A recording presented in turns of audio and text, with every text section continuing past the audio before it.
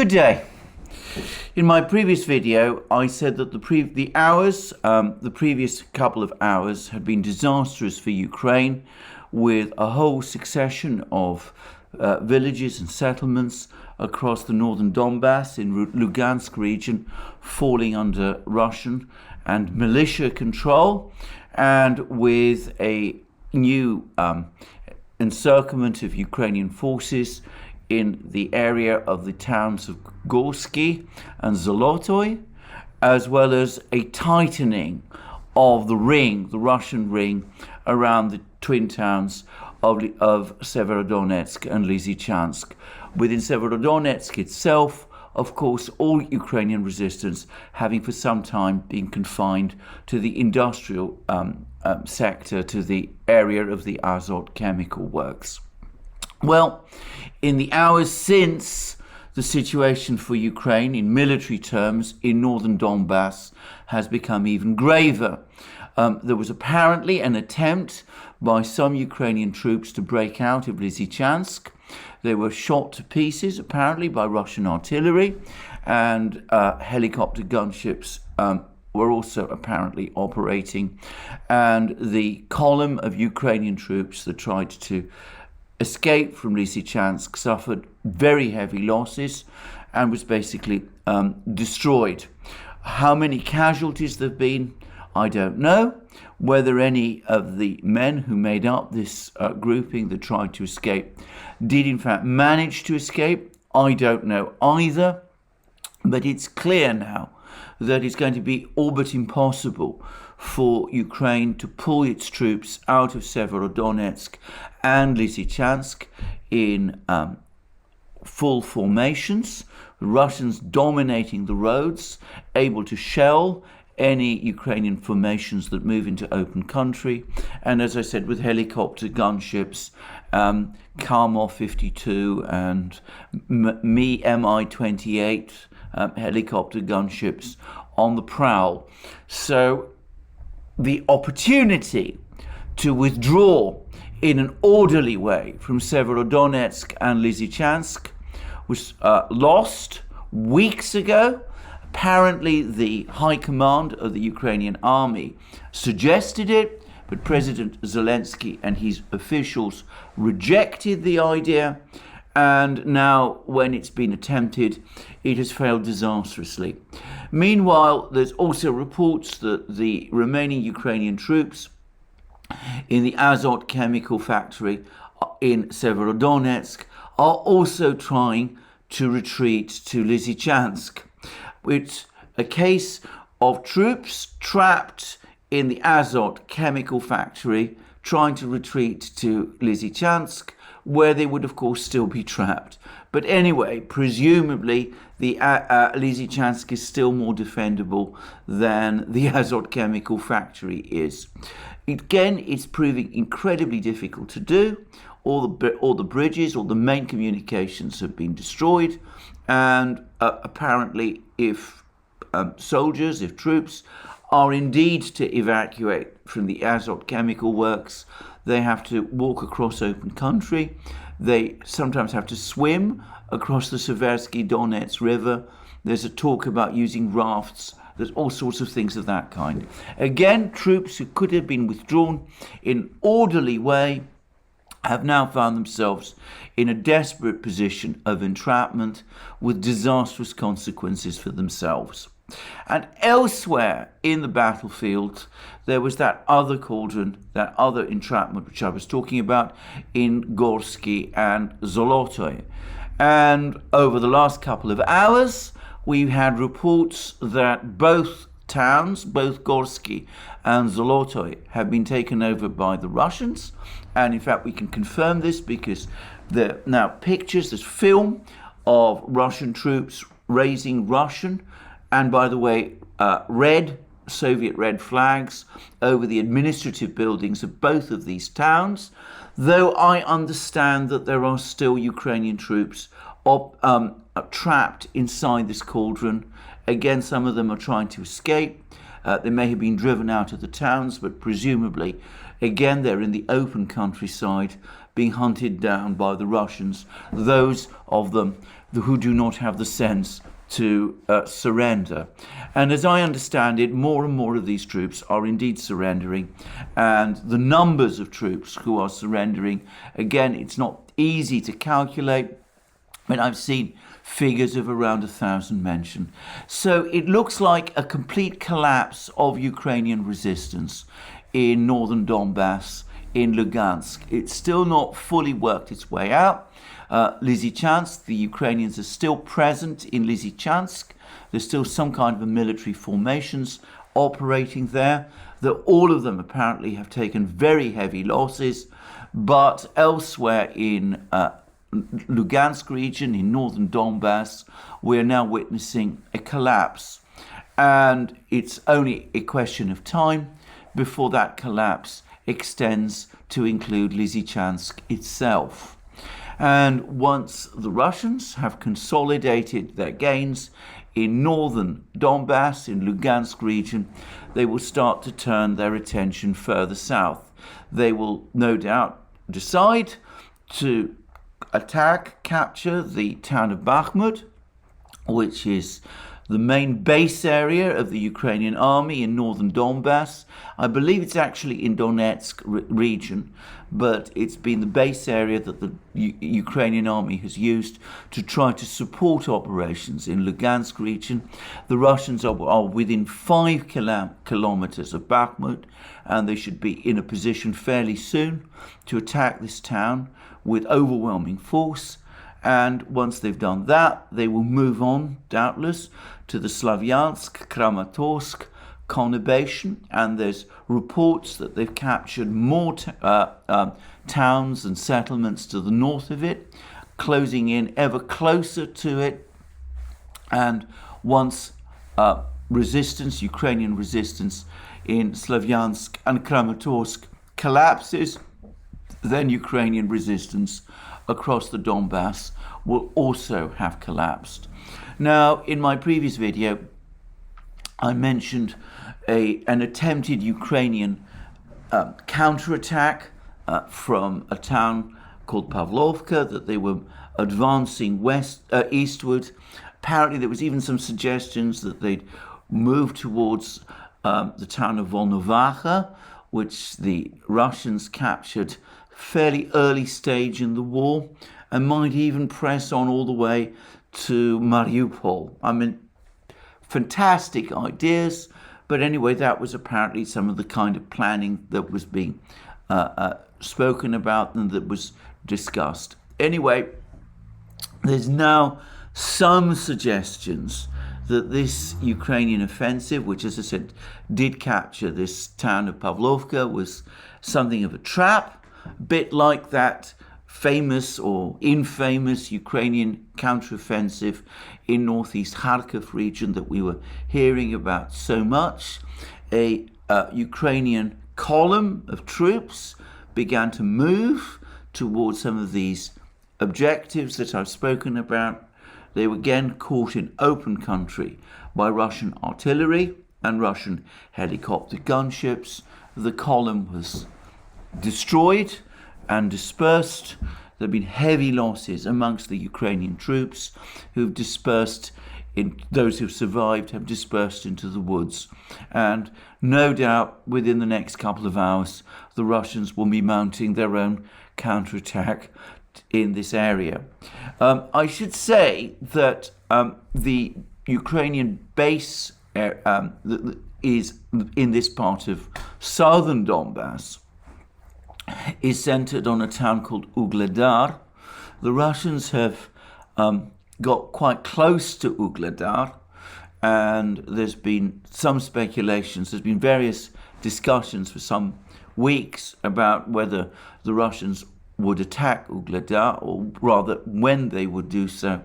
It seems to me that what the Russians have actually done is that they've actually, by inducing the Ukrainians to launch this counteroffensive, they've destroyed some of the Ukrainian troops who might have been expected to defend Ugledar, and they've done that by drawing them out into open country where it has been relatively easy to destroy them using artillery and helicopter gunships.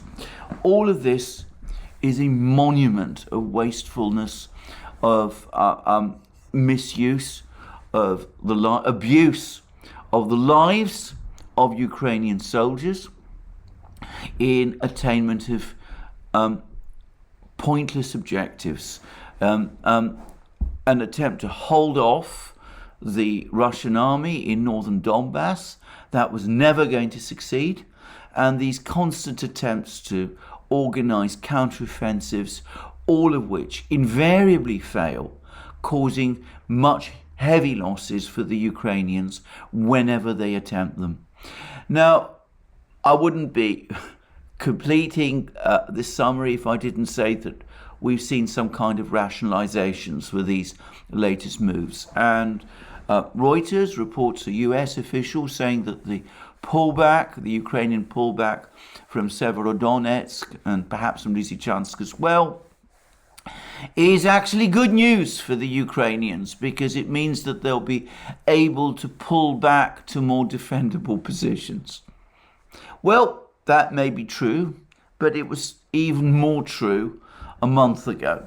And frankly, I think so many lives have been lost now, talking about in this attempt to defend Severodonetsk and Lysychansk, that to talk about the Ukrainians withdrawing from these towns to more defendable positions and this being good news is completely absurd. I mean, at this point in time, it's not just absurd, it's actually insulting to the Ukrainian soldiers, many of whom have been left to die defending these two towns. And the Ukrainian Foreign Minister, Sergei Kuleba, has given an interview to the Italian media in which he says, that even though things are going badly wrong in Donbass, Ukraine is fighting heroically. The Russians were expecting to capture the whole of Donbass by the 9th of May. Of course, he has no evidence to support that. The Russians have never announced an end date for their operation. So that's purely a guess on his part. And I am absolutely sure, as it happens, a wrong guess. But anyway, that's what he says, that this is all some kind of great victory, that the Ukrainians have been able to slow down the Russians for as long as they have. But of course, they need more heavy weapons so as to go back on the offensive and to achieve victory. And the British news agency Reuters also rationalizes it all by saying that the Ukrainians are fighting this great war of attrition against the Russians, slowing the Russians down in Donbass to give themselves time to build up their army in the rear and re-equip it with Western weapons. Now, in my program yesterday, I basically said why that wouldn't happen, why the United States and NATO lack the industrial and logistical capabilities to re-equip Ukraine to that kind of level, and that is simply beyond NATO capabilities at this time, or at least in any kind of acceptable timescale. Well, already you can see narratives about how it was the failure supposedly of the Western powers to send heavy weapons to Ukraine that were the cause of Ukraine's defeat in this war. And there's been a good example of this, a long article in The Guardian, British newspaper Guardian, with the British journalist Patrick Wintour complaining about the delays in sending heavy weapons by the Western powers to Ukraine, and how this has supposedly allowed the Russians to achieve military dominance in Ukraine, and that this is, of course, part of the narrative. But, of course, this, again, utterly ignores realities.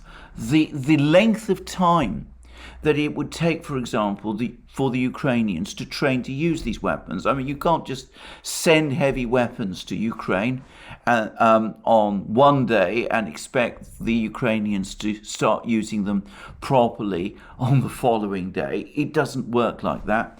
And secondly, the enormous logistical problems in sending weapons in any quantity to the battlefronts, and the enormous industrial problems in producing those weapons. The program that I did yesterday discussed a report by an article rather on the website of the Royal United Services Institute, which basically admitted the inability of the West, of the United States, to provide weapons, to create weapons in the necessary quantities to redress the balance, and of course the enormous difficulty of getting these weapons onto the battlefield in order to carry on the fight there. So this is unrealistic. This is a fantasy. It's a fantasy that Mr. Kuleba and perhaps other Ukrainian officials cling to. It is a fantasy that Western journalists cling to. It has no bearing on the terrible realities that of the war and of the calamity for Ukraine that is now unfolding in Donbass. The only realistic option for Ukraine, I've been saying this literally from the first day of the war, is to negotiate peace.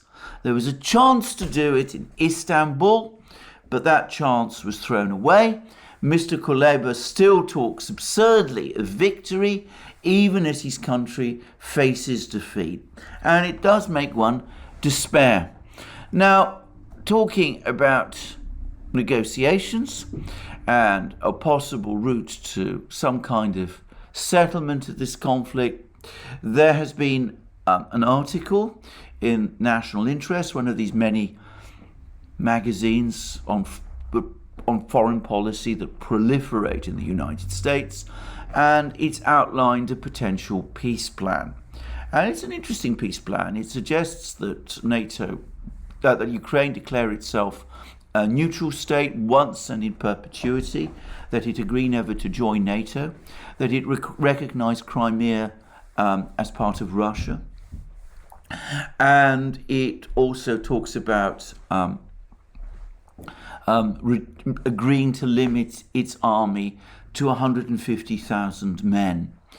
And all that is positive, and it's a big step forward. But then, of course, the problems begin.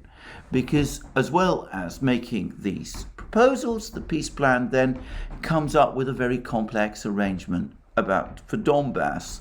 So there's to be a ceasefire, a pullback of Russian troops to the positions that they held on the 24th of February when the war began, and then after a certain period of time, a referendum in Donbass to decide whether or not Donbass should indeed become independent of Ukraine.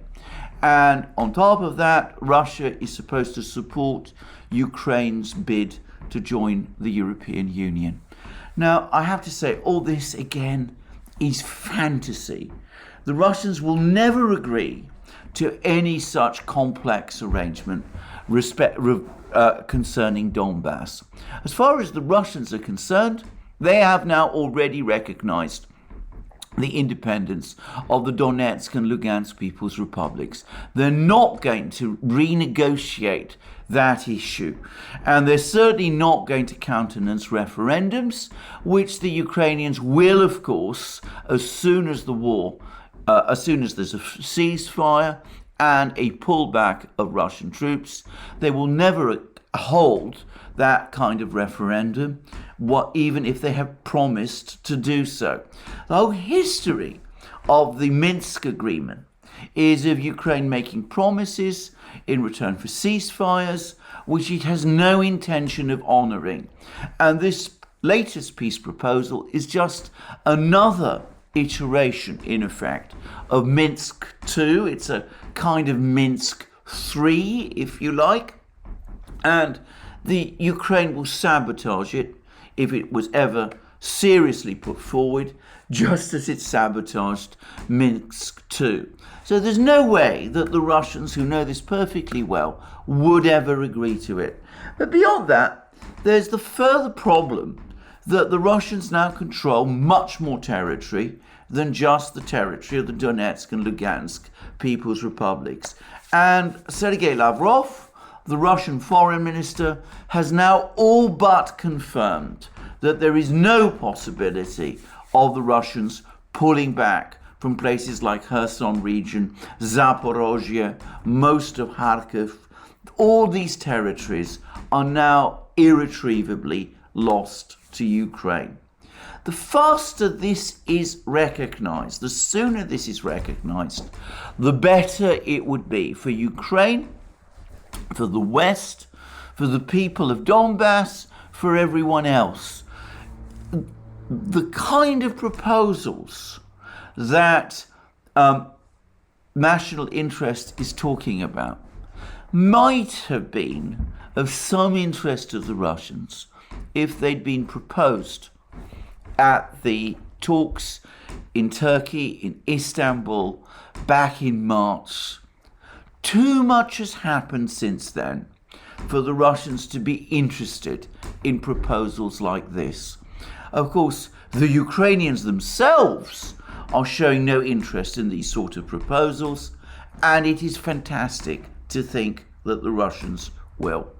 So again, we are in a situation where some people in the West appear to recognize that some kind of negotiated settlement is needed, but they are nowhere close to recognizing how grave the situation has become, how much goodwill and trust has been lost, how Moscow is simply not interested in any proposal that requires Russia taking on anything on trust, be it from Ukraine or from the West or from anyone else, and that if the war is to end, the West needs to accept that, acknowledge that fact, and at least begin with a recognition that the status quo on the ground, the areas that Ukraine has already lost,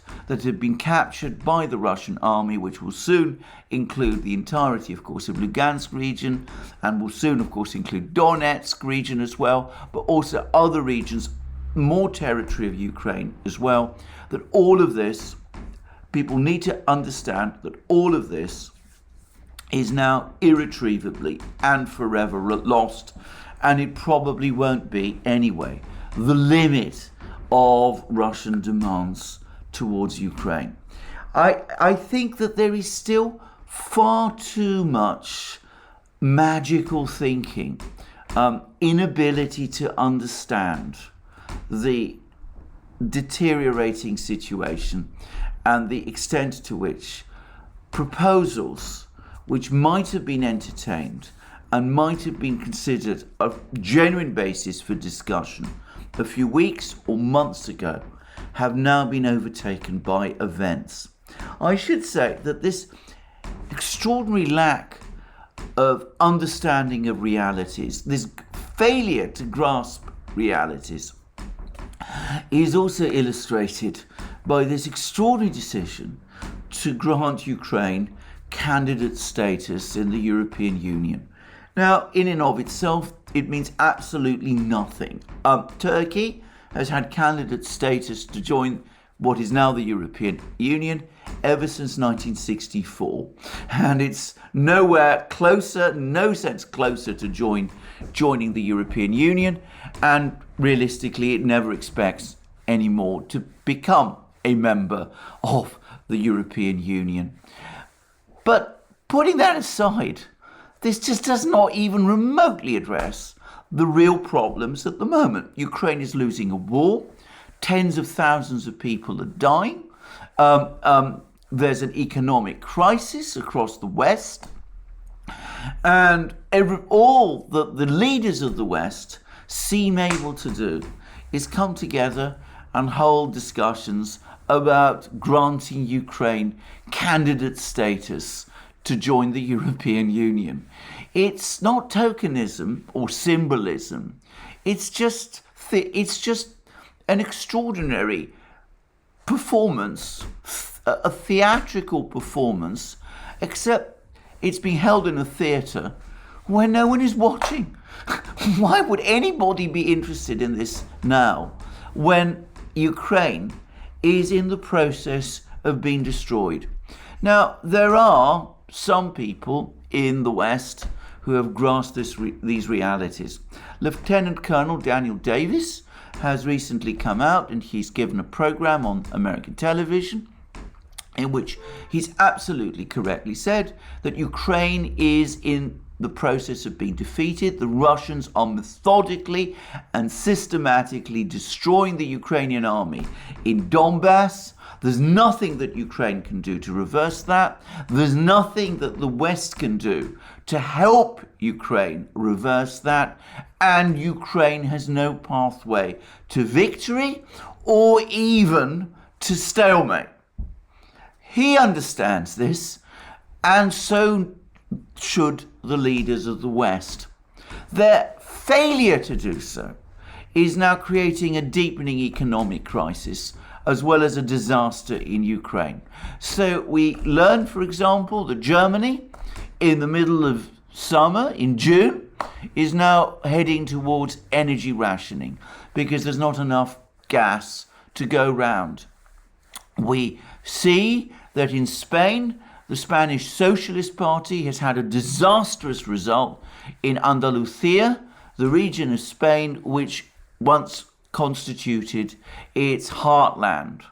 In France, President Macron's government failed to win the elections to the Parliamentary Assembly, to the Legislative Assembly a few days ago, and he's now having to talk about setting up a national unity government, except that, of course, the major opposition parties in the French National Assembly aren't interested. In Germany, as I said, there's talk about gas rationing, and there's talk also that the government is now, for the first time, starting to face a real possibility of breakdown, of collapse. And there's also some talk that the governing coalition in Germany is now coming under severe stress. And in Italy, there's been a series of victories in local elections, in regional elections, by the Brothers of Italy party, the only party in Italy to have straightforwardly opposed the war, and it seems to be gaining momentum, even though its political stances and its origins as a very right-wing party make it uncomfortable for many Italians, and that's putting it mildly. And of course in Britain, we are now in the probably twilight days of Boris Johnson's premiership. And this is in some ways particularly appropriate because in the run-up to the war, Boris Johnson was the most prominent hardline voice amongst West European governments. He spoke about how Russia must not only fail in Ukraine, but be seen to fail. He was the person who lobbied hardest for disconnecting Russian banks from SWIFT at a time when the Germans were skeptical. He was the person who pushed hardest for Europe to ban imports of Russian oil. He was the person who was most outspoken in calls for supplying Ukraine with weapons.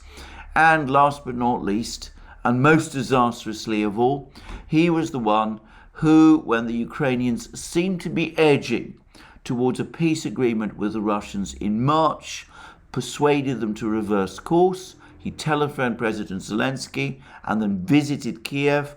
He persuaded Zelensky to reverse all the concessions that Ukraine had made during the talks in Istanbul, and he gave Ukraine promises of weapons and supplies and support which prolonged the war. And now his party, the Conservative Party, has suffered two disastrous defeats in parliamentary by-elections in Wakefield and in Tiverton and Horton.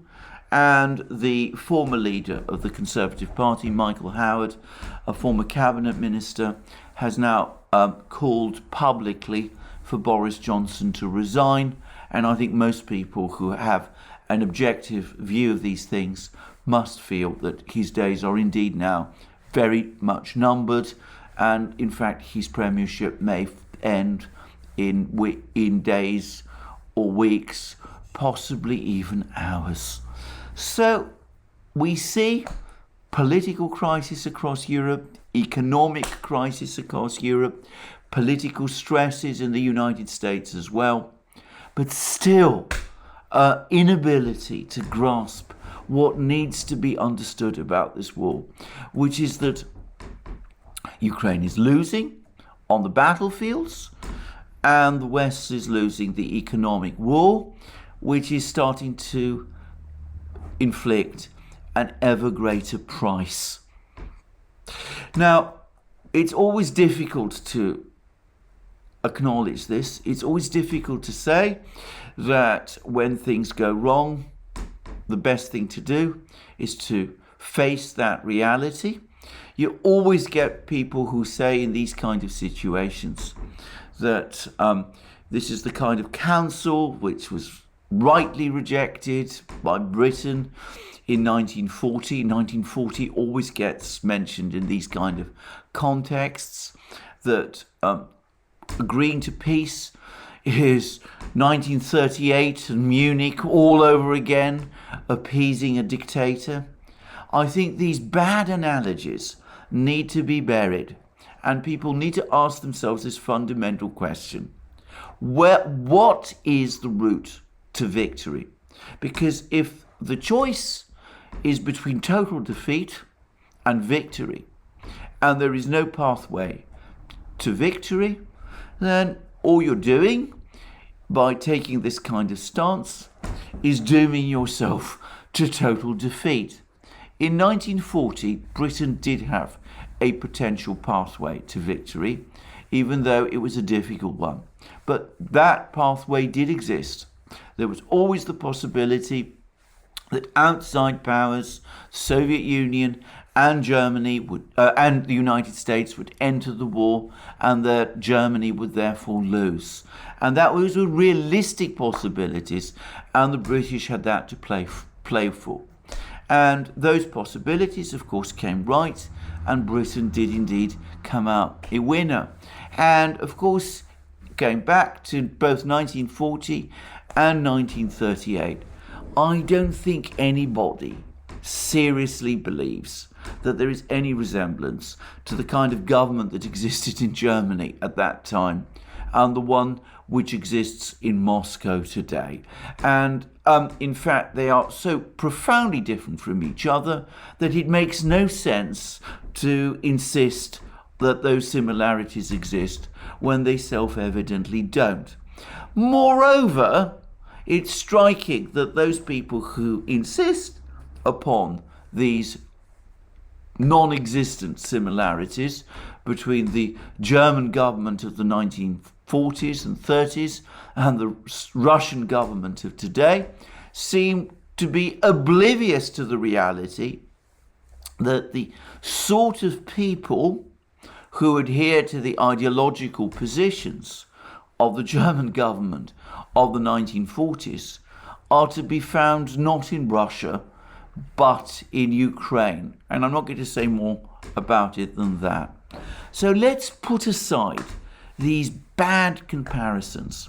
If we'd shown some realism about the situation in Ukraine before the war, if we'd accepted that Ukraine could not join NATO, if we'd accepted that the pathway to peace in Ukraine was through the Minsk Accords, we would not be in the situation that we are in today. Before the war, working towards implementing the Minsk Agreement and acknowledging Ukraine's neutrality would have been a realistic position.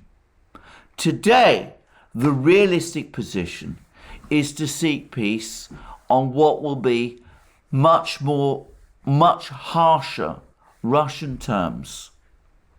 But that's where we are, persisting with this delusional strategy of saying, we can't do this, it's appeasement, we've got to hold out until victory. It's not going to achieve victory. It's not going to reverse the situation.